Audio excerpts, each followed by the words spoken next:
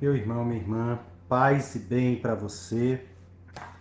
É sempre uma grande alegria podermos juntos refletir a palavra de Deus.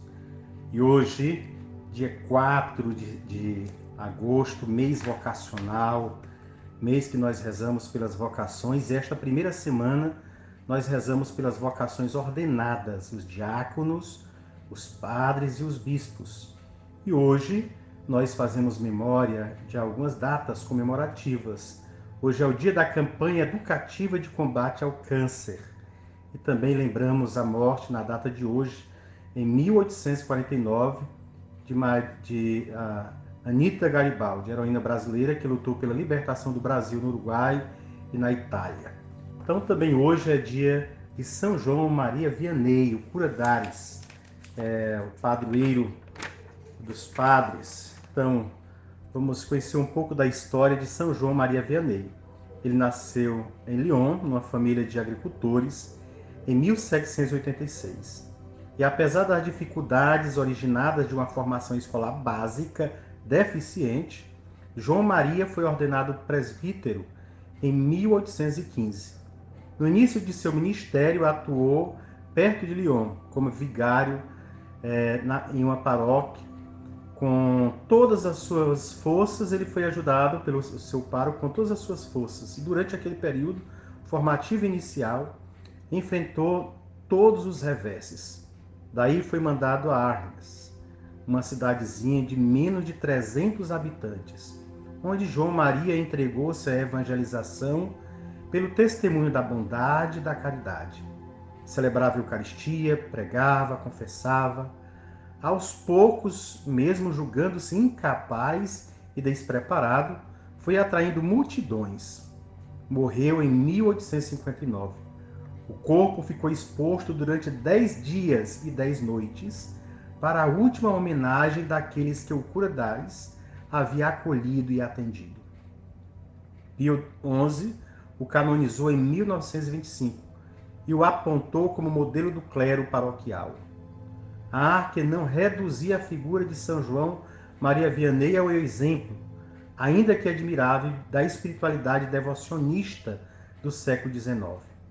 Bento XVI, porém, adverte: é preciso, pelo contrário, captar a força profética que caracterizava a sua personalidade humana e sacerdotal, e que é de altíssima atualidade.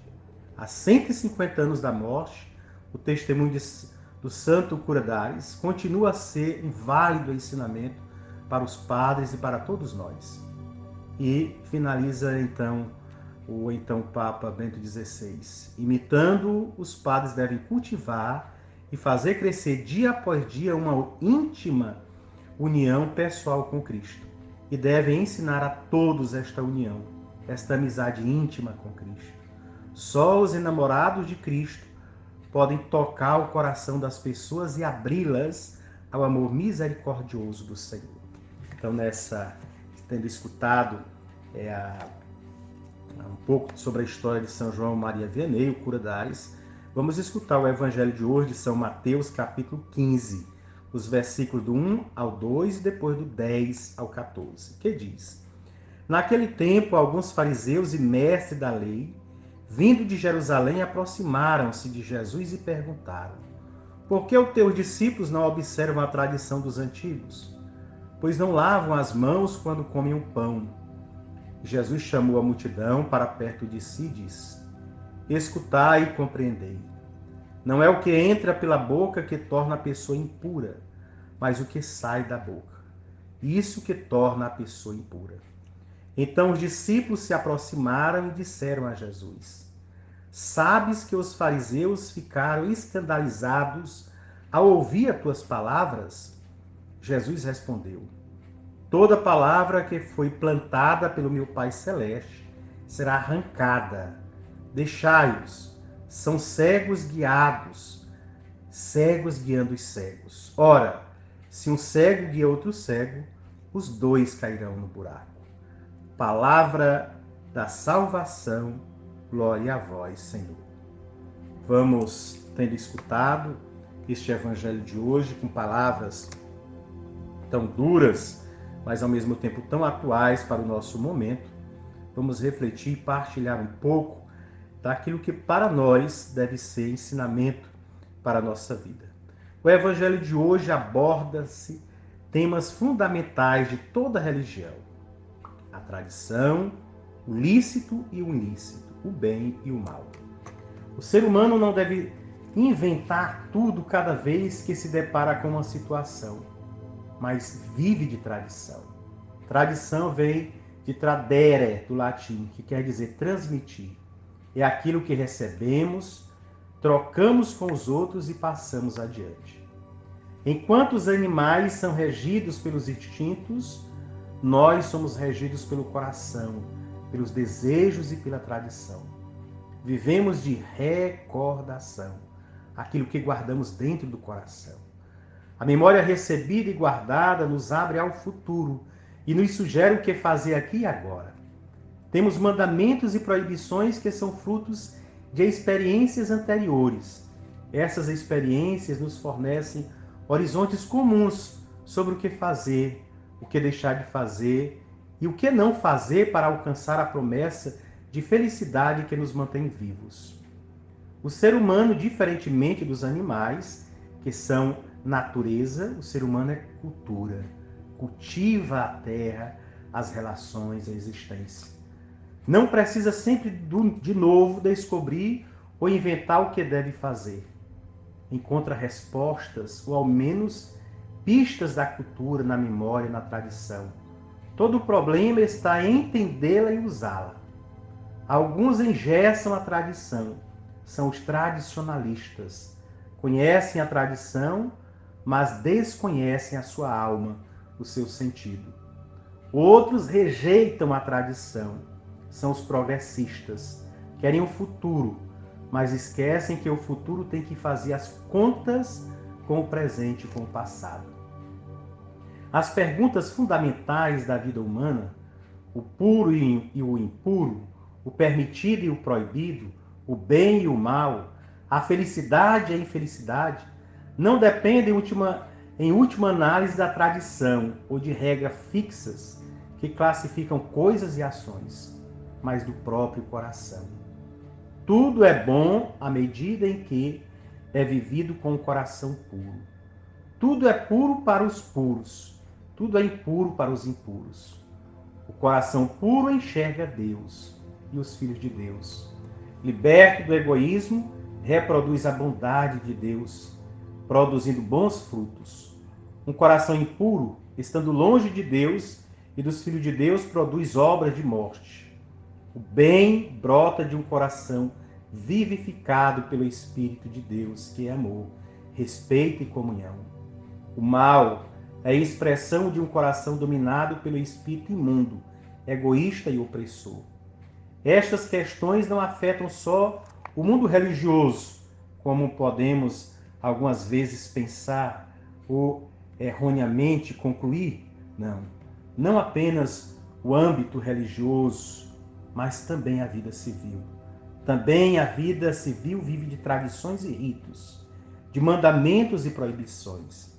A cada dia que passa, somos regulados por mais e mais normas que se impõem, que dispõem de nós em nome de uma convivência civilizada. A família, o trabalho, a educação, as relações, o estilo de vida, os próprios valores, tudo está sujeito a normas que devem ser observadas para não sermos mal vistos e marginalizados diante da sociedade dos nossos irmãos e irmãs. Mas onde está o critério que julga se uma lei é boa ou má? O critério é a palavra e o pão. A palavra que se faz pão.